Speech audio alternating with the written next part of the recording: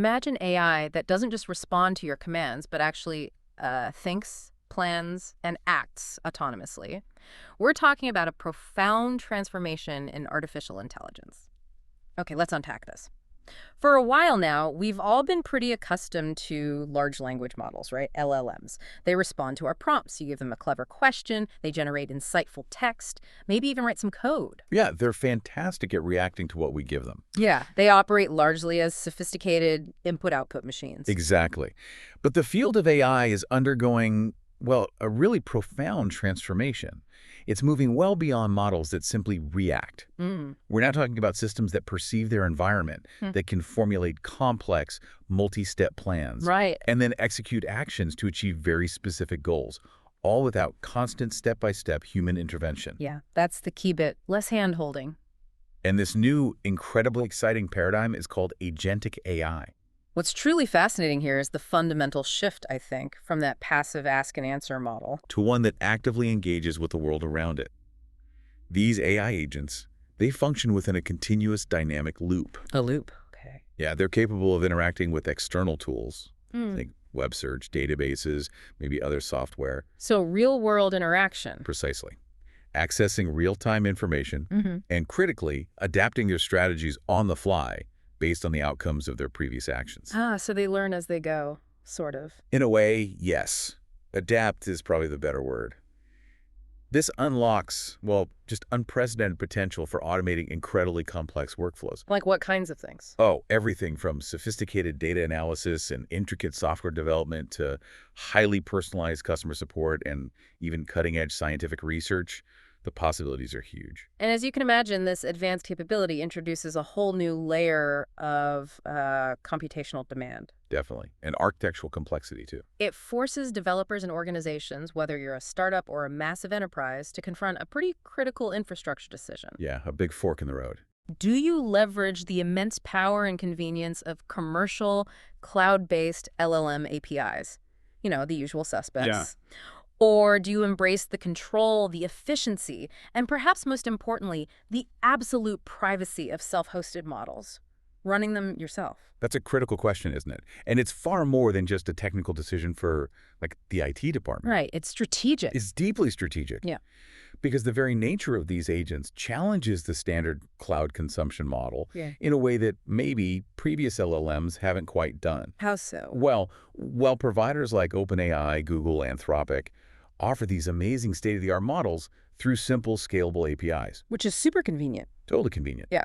But the reliance of agentic AI on frequent, chained, iterative calls to an LLM for reasoning and planning, that can lead to incredibly exorbitant costs. Exorbitant and unpredictable, I bet. Exactly. Unpredictable operational costs under that typical pay-per-use model. The alternative, running open source LLMs on your local machine, or maybe on-premise hardware, promises to dramatically alter that economic equation. It offers a surprising amount of freedom.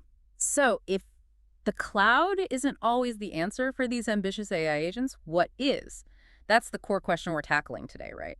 That's the mission. Our mission in this deep dive is to equip you, the listener, with a comprehensive understanding of the entire landscape. We want to go from the high-level strategy that dictates your choices All the way down to the nuts and bolts. to the hands-on implementation of building these powerful agentic AI systems yourself.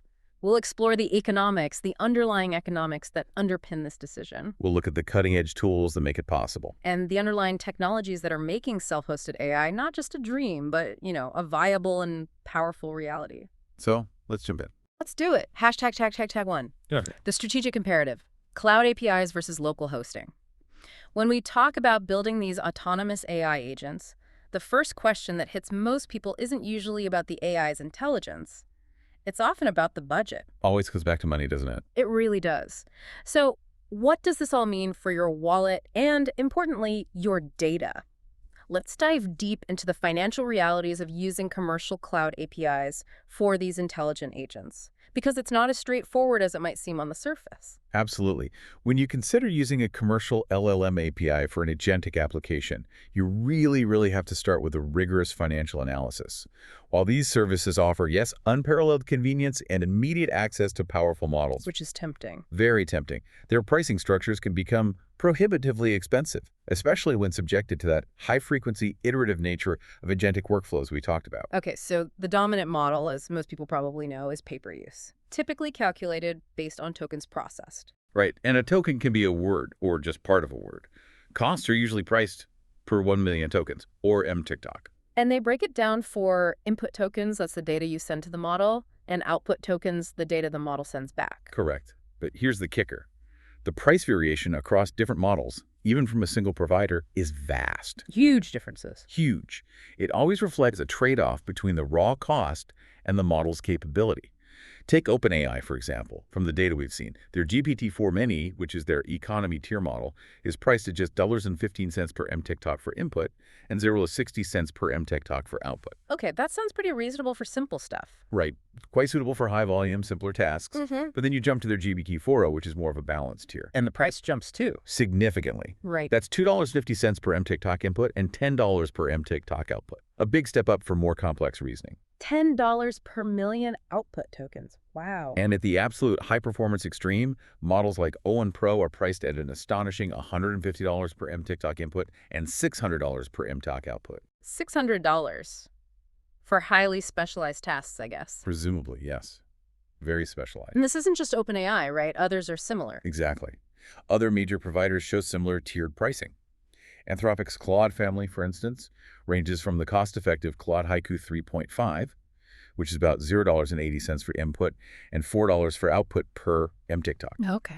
up to the highly capable Claude Opus 4 at $15 for input and $75 for output per MTikTok. 15 and 75, another big jump. And Google's Gemini models follow this pattern too. Gemini 2.5 flashlight is much cheaper, maybe $0.10 input and $0.40 output, That's for cheap. compared to Gemini 2.5 Pro at $1.25 input and $10 output per MTikTok for standard prompts. So the implication for you, the developer or the organization, is critical. Absolutely critical. Selecting a model that is overpowered for a specific task can lead to immense unnecessary expense. You're effectively paying for capabilities you just don't need, and then multiplying that cost across potentially thousands or millions of interactions. It adds up fast. Now, you might be thinking, okay, I get the token cost, I'll just pick a cheap model. But here's where the real surprise, the hidden cost, often surfaces, right? This is the big one. The true financial hit of agentic AI isn't in a single query's price at all. It's the loop. It's the loop. Agentic systems operate in that continuous iterative loop, often described by the plan-act paradigm. The LLM is called upon repeatedly, not just once. So it's thinking. It has to form a strategy, then execute a step, then reassess the result, and potentially replan based on that. Right, like a little internal monologue. Exactly. This internal monologue, or chain of thought that the agent goes through, generates a significant volume of tokens that are never seen by the end user. But you still pay for them. But you absolutely contribute directly to your final bill for every single one. Let's illustrate this. Give us a concrete example. Okay, imagine an agent tasked with a seemingly simple request. Research the latest advancements in local LLM quantization and write a brief summary. Sounds like one job. It sounds like one job, but it's not one API call. It's a symphony of calls. First, the agent receives your query. The LLM then generates an initial plan. That planning step alone consumes input and output tokens. Okay, step one, cost incurred. Then, it probably needs to action a web search. The agent's logic invokes a web search tool, but the LLM first needs to format the query for that tool. Ah, another LLM call. More tokens. Exactly, another token-consuming operation. Then, the search tool returns maybe a list of articles. Okay. The agent's LLM now has to sense and replan based on those results. It processes this list and formulates a new plan, perhaps deciding to read the top 3 articles. And again, more tokens for this internal thinking. More tokens consumed for this internal deliberation. Now, for each of those articles, the agent calls a read web page tool. Right. The entire content of that web page becomes a large input to the LLM, which is then asked to extract key points. This iterative action loop repeats for each article. And each iteration is a substantial API call. Big input, probably decent output, huge cost. Potentially massive cost, yeah. Finally, after processing all the sources, the LLM is called one last time for the final synthesis to generate the summary you actually asked for and see. So what looks like one request? What appears to be a single user request results in numerous back-end API calls. The planning, the replanning, all that iterative data processing can easily generate 10x or even more tokens than the final output you receive. 10 times. Wow. Or more. Imagine your AI agent doing one seemingly simple task, but behind the scenes, it's having this internal monologue costing you 10, 20, even 50 times what you thought. That's not just a cost, that's a hidden financial black hole. I can see how that would surprise people. It surprises many early adopters. Research confirms that this plan stage often incurs the majority of the LLM compute cost in agentic applications. This multiplier effect is the primary, often shocking driver of unexpectedly high costs. It's the silent budget killer. And it doesn't stop there, does it? There are tool costs too. That's right. Beyond these token costs, agentic systems rely heavily on tools to interact with the outside world. Web searches, code interpreters, file access, and providers have begun to price these capabilities separately. These fees are additive to your token costs. So more charges on top. Yep. For example, OpenAI charges $0.03 per session for its code interpreter. Their file search tool is $2.50 per 1,000 tool calls, plus a daily storage fee. Okay. And critically, for many research agents, web search can cost between $10 and $25 per 1,000 calls, depending on the model you use. 10 to 25 bucks per thousand searches. That adds up if your agent is doing a lot of research. It really does. Anthropic has similar charges. Their web search is priced at $10 for 1,000 searches. Code execution in a sandbox costs 75 cents per hour after a daily free allowance. Okay. Google, for agents needing to ground their responses in real-time data, prices their grounding, with Google Search feature at $35 per $1,000 requests after a free daily quota. $35? Wow. These tool use fees accumulate rapidly in an agent that frequently needs external info or code execution. It adds yet another significant layer to the overall operational cost. So if we connect this to the bigger picture, it's clear that while cloud offers immense convenience, Yeah. the economics for truly autonomous, high-frequency agents quickly become unsustainable without very careful management. That's the bottom line, which raises an important question. What strategies actually exist to manage these potentially runaway costs? That's a good problem to have, in a way. Given these cost dynamics, several strategies have emerged to optimize spending on cloud APIs. Though, as you said, they often add complexity to your architecture. True. Like what? Well, first, prompt engineering. Simply put, efficiently written prompts use fewer tokens. Auditing and shortening verbose prompts can directly reduce input costs without sacrificing performance. Makes sense. Less fluff, less cost. Then there's response caching. For deterministic or frequently repeated queries, caching previously generated responses avoids redundant API calls altogether. This can potentially cut costs by, say, 15–30% for many applications. Okay, standard web practice applied to AI. Exactly. Another effective strategy is model cascading or routing. Not every task needs the most powerful, most expensive model, right? Rather not. So you can implement a router, basically some logic to send simpler requests like classification or straightforward data extraction to a cheaper, faster model, maybe that GPT-4 mini. And save the big guns for the hard stuff. Right. Meanwhile, you escalate complex, multi-step reasoning tasks to a more expensive, powerful model like Claude Sonnet 4 or GPT-4o. This tiered approach ensures you only pay a premium for tasks that genuinely require those premium capabilities. Smart. Use the right tool for the job, cost-wise. And for agentic systems specifically, there's an even more advanced technique, agentic plan caching. Ooh, okay, what's that? This involves caching the structured plans generated by the LLM, not just the final responses. Caching the thought process itself. Exactly. When a semantically similar request comes in, the system can retrieve and adapt a pre-existing plan template, essentially bypassing that costly initial planning stage altogether. That sounds powerful. Does it work? Research has shown this approach can reduce costs by an average of 46.62% while maintaining over 96% of the optimal performance. Wow, nearly half the cost with minimal performance hit. That's significant. It is. Imagine explaining your monthly cloud bill for an agent's internal monologue to your finance department. They might think you've hired a very verbose philosopher. Yeah, that's a tough conversation. The takeaway here is that while these strategies are effective, they add another layer of complexity to your application architecture. The need for such sophisticated cost management systems is, I think, a strong indicator of the underlying economic pressures. It really points towards the fundamental tension of using cloud APIs for scalable agentic AI. It really makes you rethink how we've come to rely on the convenience of cloud, doesn't it? Perhaps that convenience was masking a more fundamental architectural challenge all along. Here's where it gets really interesting, I think. What if we could just escape those per-token fees and unpredictable bills entirely? That's the dream. Exactly. The significant and variable costs associated with commercial cloud APIs have catalyzed a growing movement towards hosting LLMs locally. Running them on your own metal. Yeah. This approach fundamentally alters the strategic landscape for developing agentic AI. It really does.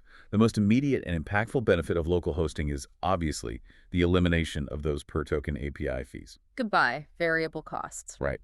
This shifts your financial model from a recurring variable operational expense OpEx that scales directly with your usage. To a more predictable one-time capital expense CapEx for the hardware. Exactly. Buy the gear once. Once that hardware is in place, the marginal cost of running an additional million or even billion tokens is effectively zero. Wow, zero marginal cost, apart from electricity, I guess. Well, yeah, limited only by electricity and maybe some maintenance, but the API calls themselves are free. This economic shift is particularly transformative for agentic AI. Remember that high-frequency, iterative nature of agentic loops? The thing that made cloud so expensive? Exactly. That actually becomes an advantage in a local environment where inference is effectively free. You're not penalized for thinking more. Precisely. You can design more complex and thorough reasoning processes for your agents without the constant fear of an escalating bill. Research into small language models, SLMs, which are models small enough to run on consumer devices. Like Phi 3. Like Phi 3, exactly. That research indicates that serving a 7 billion parameter SLM can be 10 to 30 times cheaper in terms of latency, energy, and computational cost than a large 175 billion parameter LLM hosted in the cloud. 10 to 30 times cheaper. That makes sophisticated agents suddenly feasible for a lot more people. It really broadens the accessibility, economically speaking. And beyond the economics, there's the privacy angle, which is huge. Oh, absolutely critical. In an era of increasing data regulation and privacy concerns, the ability to process information locally is a major, often non-negotiable advantage. Because when you use a cloud API, your data, your proprietary code, sensitive customer info, confidential financial documents, it has to be sent to a third-party server for processing. Right, and that introduces inherent risks. Data leaks, unauthorized access, even legal entanglements, depending on jurisdiction. Local hosting completely mitigates these risks, doesn't it? Completely. All your data remains within your trusted environment, your personal computer, your company's on-premise server. It never leaves. Which is paramount for regulated industries, healthcare, finance, legal. Absolutely. Compliance with standards like HIPAA or GDPR becomes much simpler when the data never leaves your control. Think about a hospital dealing with patient records. Sending that FPHI to a third-party cloud, that's a huge hurdle. It can be a non-starter, exactly. Local hosting eliminates that concern entirely. Furthermore, it addresses the issue of data sovereignty. Many organizations, especially in the public sector or critical infrastructure, Governments, maybe. or utilities, they simply cannot risk their data being subject to the laws and legal instruments of a foreign jurisdiction where a cloud provider's servers might be located. Good point. Local hosting ensures that data residency and control are absolute. And then there's the unparalleled customization and control you gain. Ah, okay. Beyond just privacy and cost. Right. Hosting a model locally grants you complete control over its behavior and function. You get a level of customization that is simply impossible with closed proprietary APIs. Like what? Like deep fine-tuning. Open source models can be fine-tuned on your own proprietary data sets to specialize them for specific domains or tasks. So you could train it on your company's internal documents. Exactly. Imagine a financial services firm fine-tuning a model on its internal market analysis reports. You could create an agent that truly understands its unique terminology and perspective. And doing that locally is easier. Significantly faster and more affordable with smaller local models, yeah. It allows for rapid iteration and adaptation as your needs evolve. That also extends to behavioral alignment and guardrails, right? Yeah. Making sure the agent does what you want it to do. That's a key challenge in agentic AI, ensuring the LLM reliably performs actions and returns data in a predictable format. Like, you need it to output perfect JSON for a tool call, not just chatty text. Exactly. While you can prompt a large cloud model to produce JSON, it's not always guaranteed to be perfect. They can hallucinate or drift from strict formatting sometimes. Which breaks your downstream process. Right. A smaller, locally fine-tuned model, however, can be specifically trained to only output in the required format. That gives you a level of reliability crucial for production systems. This precise control also extends to implementing safety guardrails and ethical standards directly within the model's behavior, ensuring it adheres to your organization's specific policies. Okay, cost, privacy, customization. Yeah. What about speed? Performance. Good point. Performance gains through reduced latency. For agents needing real-time interaction, latency is critical. Every API call to a cloud server involves that network round trip, right? Yeah. Introduces delays. Noticeable delays, yeah. Local hosting eliminates this network latency entirely. The processing occurs directly on your local machine. Which means? Near instantaneous sub-second response times. Essential for a fluid user experience in applications like conversational agents, real-time data analysis tools, or interactive coding assistants, much snappier. And this performance advantage also enables a crucial capability, fully offline operation. That's a big one. An agent running on a local model can continue to function perfectly fine without an internet connection. Which is vital for edge devices, secure, air-gapped environments. Or just situations with unreliable connectivity. Think remote locations, field work. This robustness and independence from external networks is a significant architectural advantage. Of course, running your own hardware isn't entirely free, right?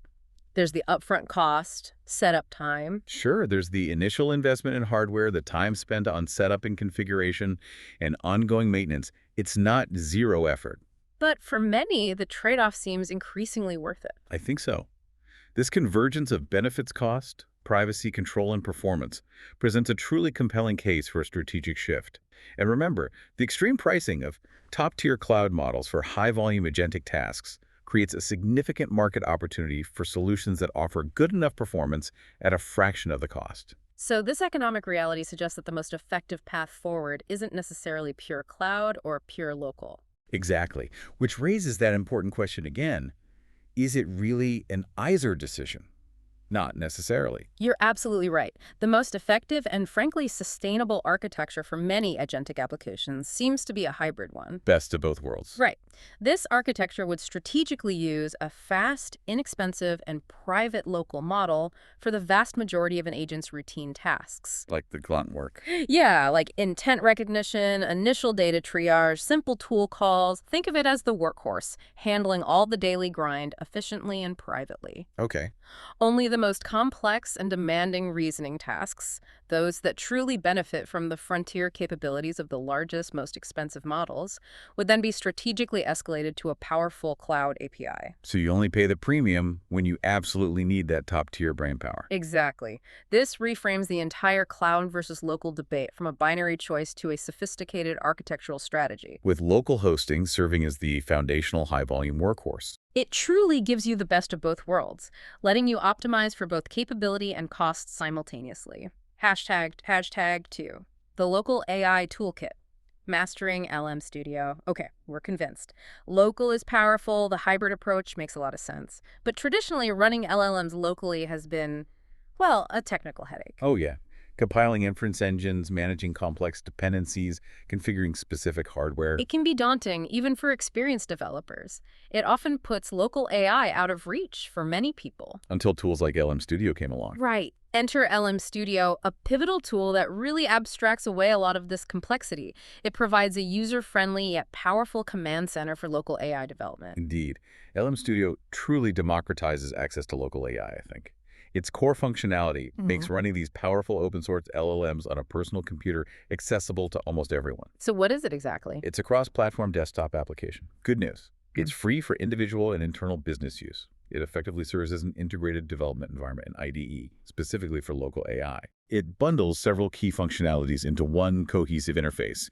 You get an intuitive browser for searching and downloading models directly from Hugging Face. Hugging Face being the big hub for open-source models. Exactly, the main repository. It also provides a familiar ChatGPT-like interactive chat interface for quick experimentation. Nice for just trying things out. Yep.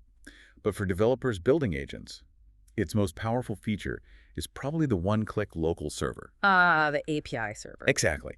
It exposes the running LLM through an OpenAI-compatible API endpoint. And crucially, it intelligently manages the underlying inference engines, things like llama.cpp and Apple's MLX. So it handles the tricky stuff. It handles the complex configurations and hardware acceleration under the hood. It transforms what was once a highly technical hurdle into something much more approachable. So getting started with LM Studio, is it difficult? What do you need? Surprisingly straightforward. The application is available for macOS, both Apple Silicon and Intel chips, Windows, covering by 64 and ARM architectures, and Linux by 64. Pretty broad coverage. Okay, hardware requirements. Do I need a supercomputer? Not necessarily a supercomputer, but performance is definitely best on systems with powerful GPUs. However, it's not a strict requirement to just get started. Generally, you'll want at least 16 GBs of system RAM to comfortably run modern 7 billion parameter models. Since gigs. Okay. You might get by with 8 GB for smaller models, but performance will likely be limited. For Linux and Windows by 86 PCs, a modern CPU that supports AVX2 instructions is necessary for optimal performance. And GPUs. That's where things really speed up. Yeah. While not mandatory, a dedicated NVIDIA or AMD GPU with ample VRAM significantly accelerates inference. Makes a big difference. What about Macs? On Apple Silicon Macs, the M1, M2, M3, M4 chips, the unified memory architecture, and the MLX framework provide excellent performance even without a discrete GPU. It's quite efficient. So LM Studio figures out the best way to run on my machine. Yes. The application intelligently leverages all available hardware. It uses the highly optimized llama.cp pre-runtime for broad compatibility across platforms, and the blazing fast MLX runtime specifically on Apple Silicon machines. It adapts to your setup. And navigating the UI, is it complex? No, it's quite intuitive, actually. Yeah. It streamlines the workflow from finding a model to actually chatting with it.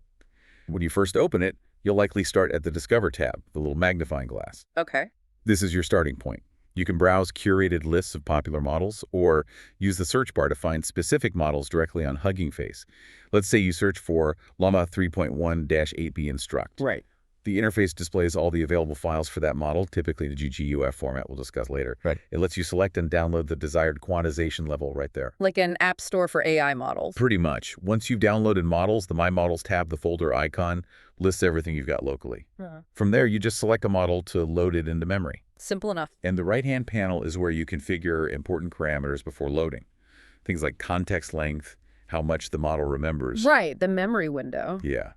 And the percentage of the model to offload to your GPU, if you have one, and other advanced settings. Okay, so you load it up. Then what? Then the chat tab, the speech bubble, becomes your interactive chat window. This is a familiar ChatGPT-like interface. You can converse with the model, define a system prompt to set its persona or instructions. Like, you are a helpful assistant that always responds in JSON format. Exactly that. And you can even adjust inference parameters like temperature on the fly to control the creativity or determinism of the output. It's a great sandbox for quick testing and prompt tuning. What about managing resources? If I'm running multiple models or my machine isn't top of the line? Good question. For developers running multiple models or working on resource-constrained systems, LM Studio provides a really granular control over your hardware resources. This is critical. You get manual model management via SDK's software development kits. Ah, programmatic control. Yes, both Python and TypeScript SDKs are available. They allow you to programmatically control which models are loaded in memory. So a developer could use, say, client.lm.loadNewInstance model key to load a specific model. Okay. And then modelhandle.unload to release it later, freeing up precious VRAM and RAM for other tasks. That enables dynamic, on-demand loading and unloading. Huge for managing memory. Huge win, yeah. And to prevent idle models from just sitting there consuming resources, Yeah. you can also set an automatic unloading time, or time to live, TTL. Like a timeout? Exactly. For example, lms.llm model key TTL 3600 tells the server to automatically unload the model if it hasn't received a request within an hour. Very useful. Makes sense. What about multi-GPU setups? For users with high-end workstations, maybe multiple GPUs, LN Studio offers an advanced control panel, access via like CMDs plus Shift plus H or Strelo plus Shift plus H. This interface lets you enable or disable specific GPUs, maybe reserve one for gaming or something else. Okay. You can set the allocation strategy priority order to fill GPUs sequentially or evenly distributed. And there was a key setting for NVIDIA. Yes, a crucial setting for NVIDIA GPUs is limit model offload to dedicated GPU memory. This prevents the model from spilling over into slower shared system memory, which can really tank performance. Ah, avoids a bottleneck. Right. LM Studio will automatically adjust the GPU offload percentage to ensure the model fits entirely within the dedicated VRAM, putting the remainder on system RAM, which is usually faster than using shared GPU memory. That's pretty smart. It really does seem to democratize access, taking a complex process and making it approachable. Especially with its key feature, that OpenAI-compatible server. Right. While the chat interface is useful for quick tests, the real power for agentic development lies in that built-in local API server. That's what turns your local machine into a personal AI cloud, ready to power applications. That's right. It's located in the local server tab, the little server icon. This feature lets you start a persistent REST API server with just one click. And the server then exposes whatever model is currently loaded in the chat tab, making it available for programmatic access. Any application, script, or tool that can make a standard HTTP request can talk to it. It's essentially turning your computer into a mini GPT server. But the most significant aspect, the real game changer, is its deliberate design choice to be compatible with the OpenAI API specification. That's the magic key, isn't it? It really is. By default, it starts a server listening on http.localhost.1234 with an endpoint at v1. It mirrors the exact structure of OpenAI's official API. And this compatibility is a massive advantage for the entire developer ecosystem. Just huge. It means the vast array of existing tools, libraries, SDKs, tutorials, everything designed to work with OpenAI's GPT models can be seamlessly redirected to a local model running in LLM Studio. You don't have to relearn everything. Exactly. This strategic decision to adopt the industry-standard API format dramatically lowers the barrier to entry for local AI development. So the practical implication is profound simplicity. To switch an existing app from OpenAI Cloud to a local model. It's often just 1 or 2 lines of code change during your LLM client initialization. You just set the BSURL or API-based parameter to the local server's address, http.localhost.1234v1. Right. And the API key. Set the API key parameter to just a placeholder string, like API key not needed, because the local server doesn't require authentication. That simple change allows developers to leverage powerful agentic frameworks, LangChain, LambIndex, small agents, whatever, with their local models. Without needing to rewrite any of the core agent logic, tool definitions, or prompt templates. That's amazing. It really is. LM Studio truly acts as a powerful abstraction layer here. It hides the immense complexity of compiling inference engines, managing hardware dependencies, running a web server, by providing a stable, user-friendly interface and, most importantly, that OpenAI-compatible API. It effectively decouples your application's logic from the specific inference backend. Meaning you can prototype an agent using a cloud API, maybe for speed? And then, with minimal effort, switch to a local model for cost, privacy, or performance reasons later. It makes that hybrid architecture we talked about, using both local and cloud models, not just theoretical, but practical and easily achievable. LM Studio is truly the bridge. It connects the world of open source models to the established ecosystem of AI application development tools. #3, understanding the building blocks, models, and optimization. Okay, so we've got the toolkit, LM Studio, to run local LLMs. Fantastic. But to effectively build and deploy local agentic AI, you really have to move beyond just the tools, right? You need to grasp the foundational technologies that make it all possible. Absolutely. This means understanding the landscape of available open source models, the efficient file formats and optimization techniques used to run them. And the science behind how smaller models can still be powerful. Exactly. The open source community has truly produced a vibrant ecosystem of LLMs. Many are highly capable and perfectly suitable for local deployment.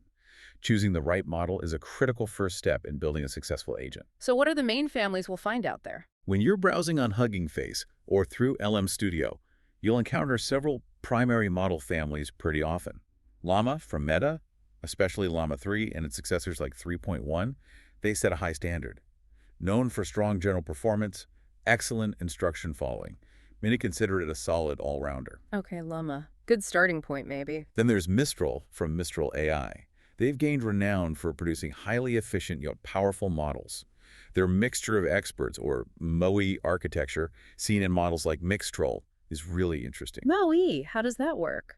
It allows for larger parameter counts overall, but only activates a fraction of the model, specific experts, for any given inference. It strikes a fantastic balance between performance and efficiency. Like having a team of specialists, but only calling the ones you need for a specific task. Clever. Very clever. Google's Gemma models are also very prominent. They're derived from the same research that created the powerful Gemini models. But they're smaller. Yeah, designed to be lightweight and performant, with a strong focus on responsible AI development. Good performers. And Microsoft has Phi. Right, Microsoft's Phi family. They focus on creating small language models, SLMs, that achieve remarkable performance despite their smaller size. They're trained on high-quality, textbook-like data, which seems remarkably effective for complex reasoning and coding tasks. Interesting. Quality over quantity for the training data. It seems to be a key factor there. Other notable families include Qwen from Alibaba, known for strong multilingual support, and DeepSeek, which offers powerful coding and general-purpose models. Wow, the diversity is truly impressive. Lots of choice. Lots of choice, which means you need to know what to look for, especially for agentic use cases. Right. What capabilities matter most for an agent? Certain capabilities are far more important than others. First, instruction following. An agent's reliability depends fundamentally on the LLM's ability to precisely follow the system prompt and your user instructions. So you need a model that actually listens. Exactly. Look for models fine-tuned for this stress. They often have suffixes like instruct or ddchat. If the model can't reliably understand and execute commands, your agent simply won't be reliable. Makes sense. What's next? Second, and arguably the most critical capability for an agent, is tool calling or function calling. Ah, interacting with the world. Precisely. Yeah. This is the model's ability to generate a structured output, typically a JSON object, that specifies a function to call and the arguments to pass to it. Models with strong native function calling abilities are far superior for agentic work. They can reliably interact with their environment and tools. Without good tool calling, an agent can't really act, can it? Not effectively, no. And finally, reasoning ability. Agents must often solve multi-step problems, right? Yeah, that planning phase. So models that perform well on logic, math, and reasoning benchmarks are better equipped to serve as the brain of your agent. This is where the plan part of the sense plan act cycle really shines or fails. Okay, instruction following, tool calling, reasoning. Got it. Any specific recommendations? Well, based on current performance and community feedback, models like Meta's Llama 3.1-8b Instruct are excellent for instruction following. Very reliable. Mistral's 7b Instruct-0.3 offers high performance for its relatively small size, making it a great choice for balancing capability and resource usage. Good efficiency. And Google's Gemma 2.9b has shown particularly strong native tool and function calling, which is a huge advantage for reliable agent behavior. Okay, those are good ones to check out, but the best choice depends on my hardware and needs. Absolutely. It really depends heavily on your available hardware, especially RAM and VRAM, and your specific needs for the agent. It's often a process of experimentation. Download a few, try them out in LM Studio. This raises an important question, though. How do these massive models, even the 7 or 8 billion parameter ones, actually shrink down to fit on our laptops without losing all their power? Right, that seems like magic, but it's not. The answer lies in efficient file formats and clever compression techniques. Let's talk about GGUF. GGUF, or GPT-generated unified format, is a binary file format created specifically for storing LLMs for efficient local inference. It's the successor to the older GGML format, and it's now the standard used by the Llama.cpp inference engine and, by extension, LM Studio. So it's just a file format? What's special about it? Its key innovation is that it bundles everything together, not just the model's numerical weights, but also all the necessary metadata. Like what? Like the model architecture details, the tokenization information, even prompt templates sometimes. It's all in one single, self-contained file. Ah, so no separate files for config, tokenizer, etc. Exactly.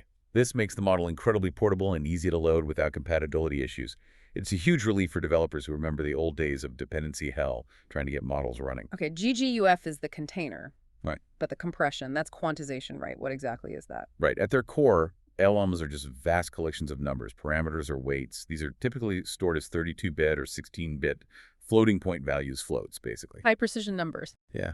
To give you some perspective, a 7 billion parameter model, often stored with high precision in FP16, 16-bit floating point, would require roughly 14 gigabytes of RAM or VRAM. Which is more than many laptops have easily available. Exactly. Puts it out of reach for most consumer hardware.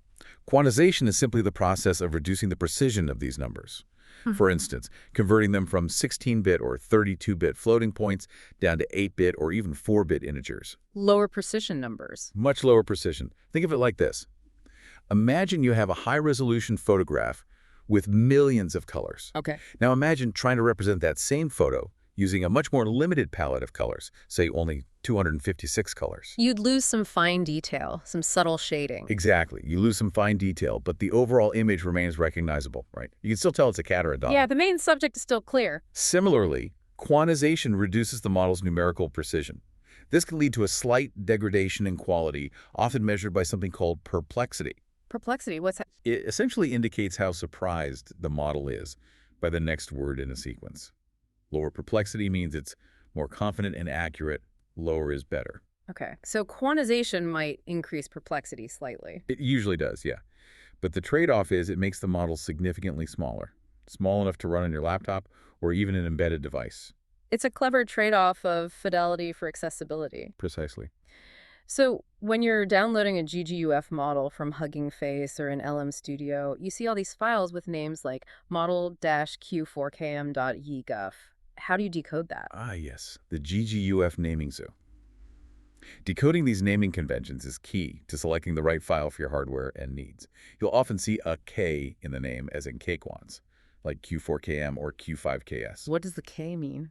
This K signifies a more modern and generally more intelligent quantization method. It allocates bits more effectively across the model's different layers. For a similar file size, K-quants almost always provide better performance, lower perplexity than older legacy quants without the K. So rule of thumb, pick the K-quant if available. Pretty much always choose a K-quant version if one exists, yeah. Yeah. You might also see I-quants like IQ2XXS. IQ, newer still. Newer still. Yeah. These use even more advanced techniques to try and preserve quality at very low byte rates, like 2 or 3 bits per weight. They can sometimes be slower on certain hardware, though, because they might be more computationally demanding on the CPU during the dequantization step. So another trade-off. Okay. And the Q number, Q2, Q4, Q5, Q8. That number Q2, Q4, Q5, Q8 indicates the primary number of bits used per weight on average. This is the core trade-off. Lower quants, like Q2, Q3, or maybe Q4. Smallest files, lowest RAM usage. Exactly. Smallest file sizes, lowest RAM-VRAM usage, but they come with the highest potential quality loss. These are suitable for truly resource-constrained devices, maybe CPU-only inference, or for tasks where a slight quality degradation is acceptable. And higher numbers, Q6, Q8. Higher quants, like Q6 or Q8, preserve more of the original model's quality, closer to the original FP16. But they require significantly more storage and memory. So best for powerful machines with plenty of VRAM. Right, if you have maybe 8 GB, 12 GB, 16 GB or more of VRAM, these might be great choices. So what's the sweet spot generally? Our recommendation for most systems, kind of the default starting point, is often Q4KOM. The M stands for medium size within the Q4 family. It usually offers an excellent balance of size, speed, and quality. It's often the sweet spot for general use on typical consumer machines. Start there and adjust based on performance. Okay, that helps demystify the GGUF names. But stepping back, how do these smaller models actually become smart enough to do complex agentic tasks, even after all that compression? It still seems like a big leap. Right, it's not just compression, it's not magic. It's a powerful machine learning technique called knowledge distillation. Knowledge distillation sounds fancy. It's a really elegant concept, actually. It's a model compression and knowledge transfer process, and it's beautifully framed as a teacher-student relationship. Teacher-student, okay. In this paradigm, the teacher is a large, powerful, highly capable model. Think of a proprietary model like GPT-4 or Claude Opus, or maybe a massive open source model like Llama 370B. The big brain. The big brain, exactly. The student is a much smaller, more compact model like our Llama 3.1 8B or Phi 3 Mini that is designed to be faster and much more efficient to run. Okay, big teacher, small student. What's the goal? The entire goal is to train the student model not just on a raw data set, but to train it to mimic the outputs and, crucially, the internal reasoning processes of that larger teacher model. Mimic the reasoning. How does that work? The key insight of knowledge distillation lies in how knowledge is transferred. It's not just about getting the final answer right. It uses what are called soft targets. The teacher model's knowledge isn't just its final correct answer, which we might call the hard target. Right, the single best prediction. Instead, the richer source of knowledge is found in its soft targets. This refers to the full probability distribution it calculates across all possible outputs before making its final choice. The probabilities for all words, not just the chosen one. Exactly. Yeah. For example, when an image classifier sees a picture of a cat, it might assign a 90% probability to cat, but also maybe a 5% probability to dog, and perhaps a tiny 0.01% to car. Okay. This full distribution reveals how the model generalizes and sees relationships between concepts. It tells you not just what it thinks the answer is, but how confident it is and what other related possibilities it considered. Ah, it captures more nuance. Much more nuance. By training the student model to match the teacher's soft targets to match that full probability distribution, it learns a much more nuanced and generalized representation of the world.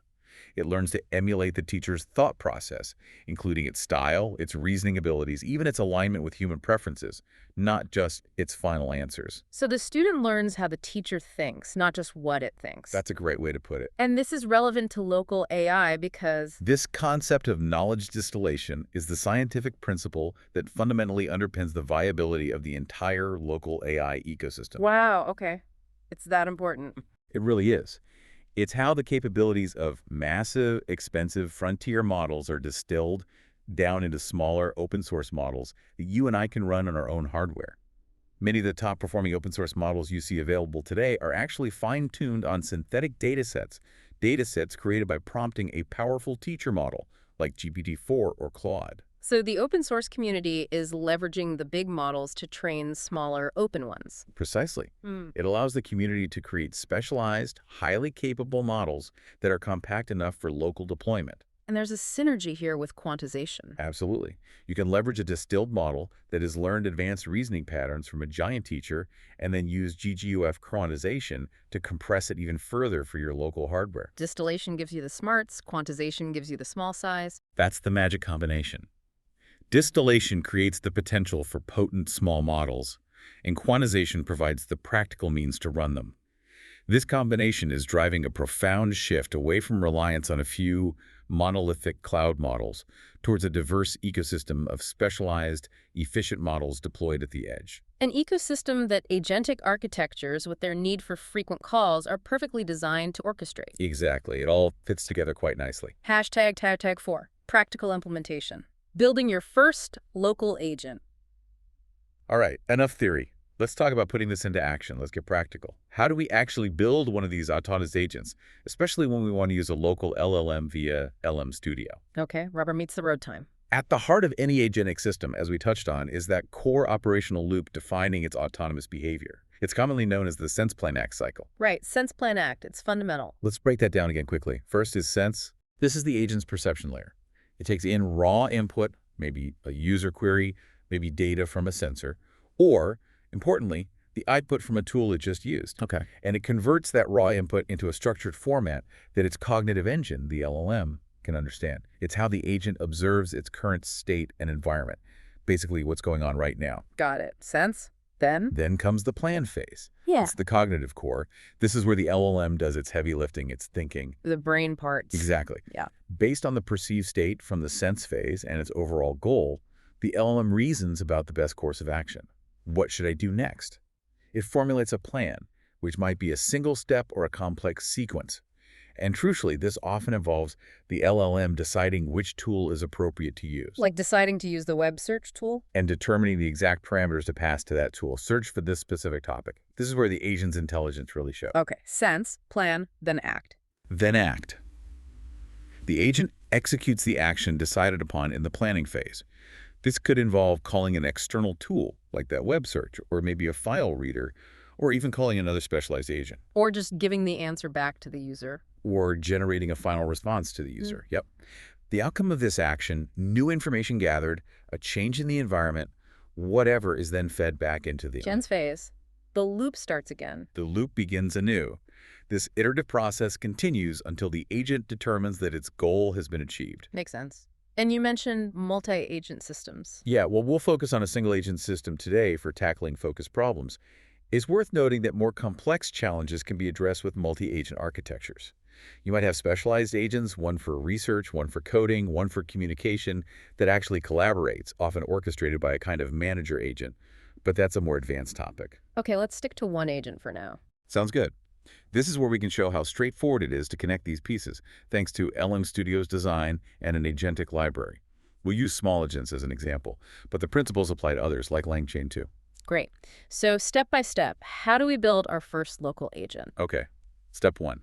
Setting up the local environment. First things first, launch the LM Studio application. We've got it open. Navigate to the Discover tab and download an instruction-tuned model known for good function calling.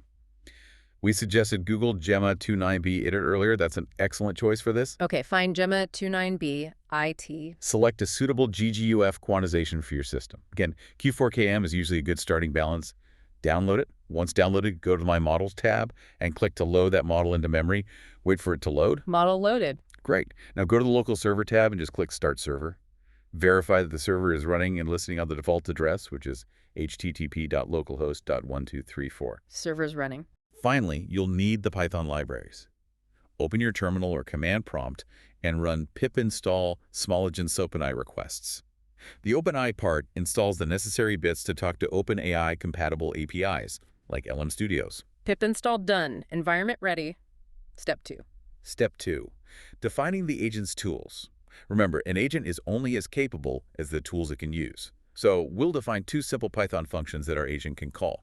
The function's docstring, that triple-quoted string right after the def line, is critically important here. Why the docstring? Because this is the text the LLM reads to understand what the tool does, what arguments it needs, including their types, and what kind of information it returns. It's how you communicate the tool's capabilities to the AI brain. Clear docstrings are essential. Makes sense. What tools are we defining? Let's keep it simple. Example tool 1, a getCurrentDate tool. It takes no arguments, and the docstring should say it returns today's date as a string. Okay, def get current date, returns date. Example tool 2, a read local file, filename.cchar tool. The docstring should explain it takes one argument, file name, which is a string, and it returns the content of that file as a string, or maybe an error message if the file isn't found. Def read local file, filename.str.reads file. Okay. And for this example to actually work, you'd need to create a simple text file named report.txt in the same directory as your Python script. Put something in it like, this is a test report about local AI agents. Done. Created report.txt. So now the agent has its hands and eyes. Step 3. Step 3. Configuring the LLM connection to LM Studio. This is the crucial connection step. We need to tell our Python script how to talk to the local LLM running in LM Studio. Using small agents, you'd initialize an OpenAI server model. You point it directly to your local server endpoint. How does the code look? You'd set modeled local Gemma 2. This is just a name you give it. It doesn't really matter, to LM Studio itself, which just uses whatever model is currently loaded. The vital part is setting the AP-based parameter to http://localhost.1234ev1. That's LM Studio's local server address. Okay, AP base points locally. And because it's local and needs no authentication, you set the API key parameter to not needed, or any placeholder string. AP key is just a dummy value. Right. You'd also probably want to set temperature 0.0 for this kind of agentic work. Why 0 temperature? For deterministic tool use. It ensures the agent makes precise, predictable decisions about which tool to call and with what arguments, rather than getting creative or random with its tool calls, which could break things. Makes sense. Keep it focused. And notice the power of compatibility here again. This code is nearly identical to how you would connect to the official OpenAI service. Only the AP base and API key are different. That architectural pattern decoupling the agent logic from the LLM backend via a standardized API is key. It gives you flexibility. Huge flexibility. Swap backends easily. Okay, step 4. Step 4. Initializing the agent executor. Now you actually assemble the agent. You provide that LLM connection we just configured and the list of available tools we defined to the tool calling agent executor from small agents. So you'd create a Python list of your tool functions, like tools get current date, read local file. Got the list of tools. And then you initialize your agent by calling agent, tool calling agent, tools model, passing in that list, and the LLM connection object model we created in step 3. Agent initialized. Brain and tools connected. Ready to go. Almost. This setup also allows for robust error handling. If a tool call fails, say the file doesn't exist, the agent can be programmed to sense that failure, plan a recovery strategy, like telling the user or trying a different tool, and act on it, all without crashing. Okay, good point. Now, step 5. Step 5, running the agentic loop and observing the output. Finally, you give the agent a task. For example, you might create a query string like query, what is today's date, and can you please read the file named report.txt for me? Okay, giving it the job. Then you run the agent by calling responses agent.run and query. The agent will now process that request using the sense_plan_act cycle. And we can see it thinking. Yes. Critically, by inspecting the agent's internal logs, small agents makes this easy. You can just print agent.logs. After the run, you'd see the tangible evidence of the cycle. You'd see the LLM first planning to call getCurrentDate. Then you'd see the observation the data got back. Then it would plan to call read local file with the argument file name report.txt. Then you'd see the content it read back. And finally, And finally, it would synthesize both pieces of information, the date and the file content, into a single, coherent response for you. and if report.txt didn't exist, You'd see the log indicate an error from the read local file tool, and a well-designed agent would then plan to inform you it couldn't find the file, rather than just failing silently or crashing. that's really cool. This simple example demonstrates a complete end-to-end agentic workflow powered entirely by a self-hosted LLM. Exactly. It proves that local agentic AI is not just possible, but practical and surprisingly robust with the right tools. Hashtag outro. So, wrapping this all up, what does this mean for you, the listener, thinking about building these kinds of AI systems? Yeah, what's the big picture takeaway? Well, this deep dive has navigated the, let's face it, complex landscape of developing agentic AI. We've presented, I think, a clear strategic and technical case for seriously considering, maybe even embracing, a self-hosted or local-first approach. We've definitely seen how those pay-per-use models of powerful commercial cloud APIs can become financially burdensome really quickly. Especially with that high-frequency iterative nature of agentic workflows. That multiplier effect of token consumption in the agent's internal planning and reasoning cycles. It truly necessitates a more sustainable economic model for many use cases. That's right. And local hosting, powered by that vibrant open-source LLM ecosystem, offers this essential alternative. By shifting from variable OpEx to a more predictable fixed CapEx, it unlocks the potential for building complex, scalable agentic systems without the constant specter of runaway costs. And it delivers not just significant economic benefits, but also those critical advantages in data privacy, deep customization, and low latency performance. Attributes that are often non-negotiable for serious enterprise applications or even just personal projects where you care about your data staying local. And the journey to local AI, it's no longer this arduous trek reserved only for hardcore experts, right? Not anymore. The synergy of several key technologies has truly democratized access. We talked about knowledge distillation. Right, providing the scientific foundation, enabling smaller student models to inherit the powerful reasoning capabilities of massive teacher models. Then GGUF and quantization provide the practical means, compressing these capable models to run efficiently on consumer and enterprise hardware, making them fit. And crucially, LM Studio provides that essential abstraction layer. It bundles the immense complexity of inference engines and hardware management into a user-friendly application. And most critically, exposes that standardized OpenAI-compatible API. That standardized interface really is the linchpin of modern AI architecture, isn't it? It absolutely is. It completely decouples your application logic from the underlying inference backend. Which allows developers like you to build incredibly flexible, future-proof systems. And as we discussed, the most robust and economically sound path forward for many isn't necessarily all local or all cloud. It's often that hybrid architecture. Right, using a fast, private, and inexpensive local model as the default workhorse for an agent's routine tasks. While strategically escalating only the most demanding reasoning challenges to a premium cloud API when you really need it. This raises that final important question. For developers and technical leaders standing at this crossroads today, what's the clear recommendation? What should they do? Well, based on everything we've discussed, I'd suggest a few things. First, adopt a local-first mindset. Start with the assumption that many, maybe even most, agentic tasks can and perhaps should be handled locally. Use the cost and privacy benefits of this approach as your baseline for new projects. Okay, think local first. Second, experiment with LM Studio. It's a powerful tool, and it's free to get started. Use it to explore that vast landscape of open-source models. Get a real feel for the trade-offs between different models and different quantization levels running on your own hardware. That hands-on experience is invaluable. Don't just read benchmarks. Try it. Good advice. Get your hands dirty. Third, build with modular, API-driven architectures. Use frameworks, whether it's LangChain, Llama Index, Small Agents, or rolling your own, that connect to that standard OpenAI-compatible API provided by LM Studio. This ensures your agent's core logic remains portable and independent of the underlying LLM. You're not locked in. Future-proof your work. And finally, embrace the hybrid model. Don't view the local versus cloud debate as a strict binary choice. It's usually not. Design systems that can intelligently route tasks to the most appropriate resource, local or cloud, optimizing for cost, performance, and capability simultaneously. Be strategic about it. Use the right tool for each specific subtask within the agent. The era of the self-hosted agent is clearly here. It's offering a new frontier of innovation for those prepared to build it. So the final thought for you, the listener. Are you ready to not just use AI, but to build truly autonomous systems that are powerful, intelligent, and sustainably yours?